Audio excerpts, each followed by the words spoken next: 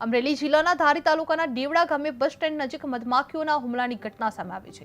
આ મળતી માહિતી મુજબ વિસ્તારમાં હાજર લોકો પર અચાનક મધમાખીઓએ હુમલો કરતા 6 લોકો ઘાયલ થયા હતા। ઈજાગ્રસ્તોને તાત્કાલિક સારવાર માટે નજીકની હોસ્પિટલ ખાતે ખસેડવામાં આવ્યા હતા, જ્યાં તમામની હાલત સ્થિર હોવાનું જાણવા મળી રહ્યું છે। આ ઘટનાને પગલે થોડા સમય માટે અફરાતફરીનો માહોલ સર્જાયો હતો, પરંતુ સ્થાનિક લોકો અને તંત્રની ઝડપી કામગીરીથી પરિસ્થિતિ કાબૂમાં આવી ગઈ હતી। તંત્ર દ્વારા લોકોને સતર્ક રહેવા અને મધમાખીઓથી દૂર રહેવા પણ અપીલ કરવામાં આવી છે।